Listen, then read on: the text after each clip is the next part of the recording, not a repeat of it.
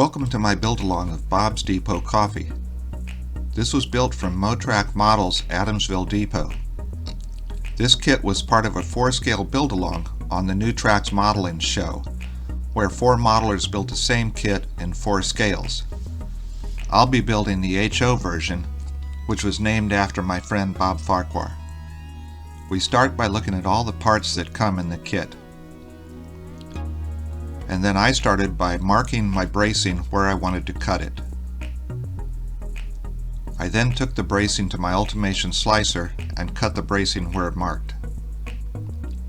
Then I glued the bracing onto the walls. I then put a bevel on the top edge of the side walls with my Ultimation sander. This lines up with the roof line and allows the roof to sit flat. I then put some wood grain onto the walls in preparation for painting it. I'm going to use 2 colors for this depot, and I first spray a buff color onto it. Once I'm done with painting the first color on the walls, I start to glue them together.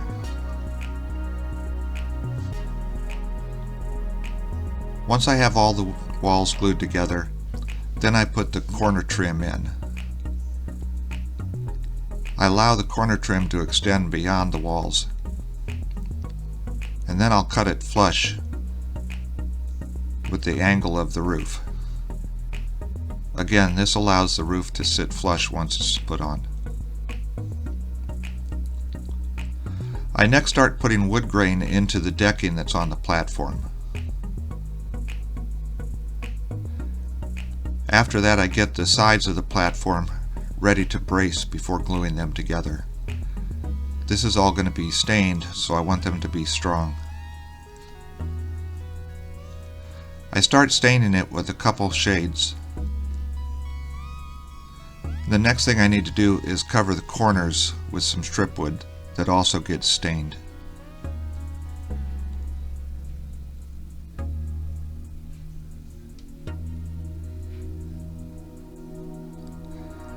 I also had to cut a window into the freight door. This will be my serving window, so I have an HO scale figure to make sure it's in the right position. Next, I start painting the windows and the doors. These are going to be the darker trim color. Then I brush paint the light color onto them. After that, I cut out and attach the acetate to the back of the windows. I use a thin glue for this.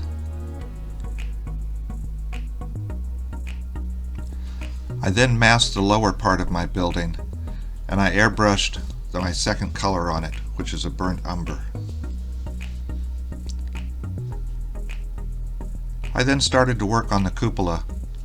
The kit comes with windows, but mine was going to be over a kitchen, so I found some tishy parts that I could make look like vents.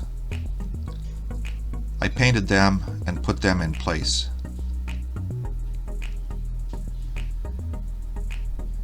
And then I put a serving counter in my window and I stained it. Then I started on the shingles.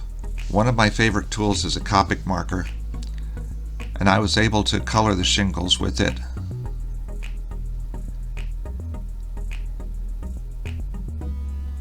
This gave me a variety of tones that, once they were cut out and attached, looked very nice.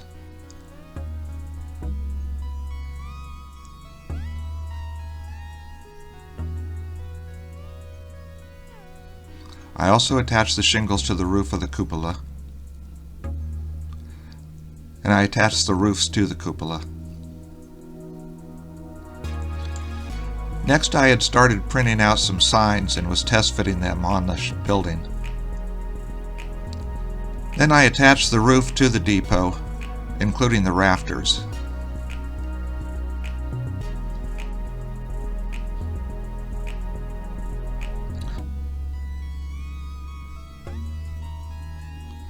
I was going to need a ramp leading up to my platform for the customers, so I used some scribed wood and made a ramp for it. I put some bracing in the scribed wood and then used some planking that I had to put some decking on it.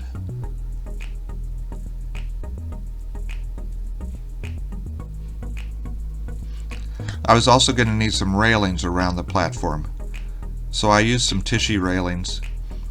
I drilled holes for them to go into and had to cut and fit them all the way around.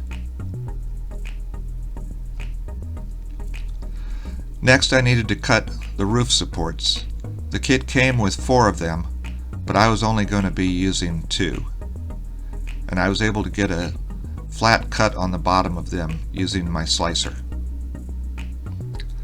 I used an angle guide to get the angle of the roof line and cut some trim and sanded it to the exact angle.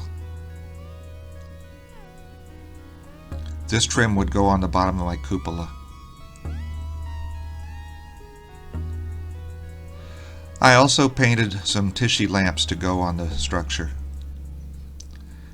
And I made a little smoke jack from my junk box. I used a pin to hold it in place and drilled a hole, and then I weathered it using some AK pencils and some rust.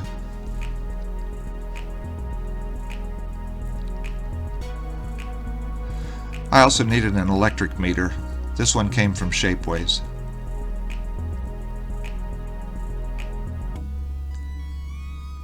I then glued the depot onto the platform. I started putting together the steps that came with the kit. I put some bracing inside since they would also be stained. I needed a table on my platform, so I put together a picnic table out of some picnic table legs that I had. I needed to stain the wood that was going to go on it. I then painted the legs to look like wood, and I had to make a jig to hold the legs while I glued the planks onto it.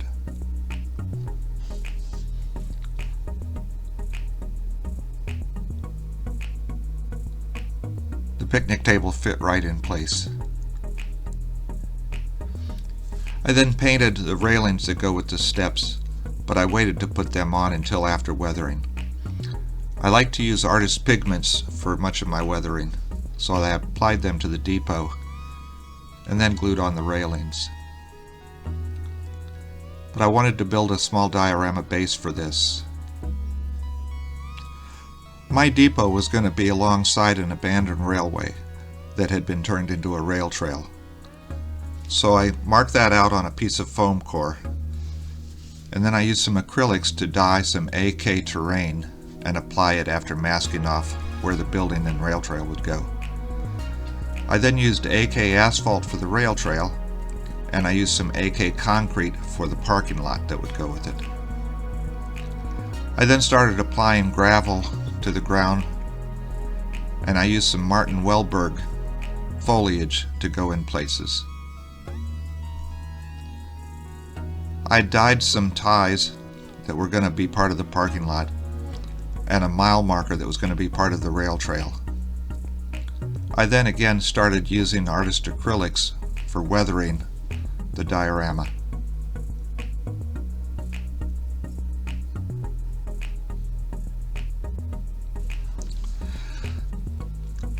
Then I added the last few details and my kit was done. I invite you to go to Motrak Modeling and look at this kit being built in 4 different scales. The Motrak build-along should be easy to find on the Motrak Modeling website. It was an enjoyable kit to build, and I want to thank you for watching.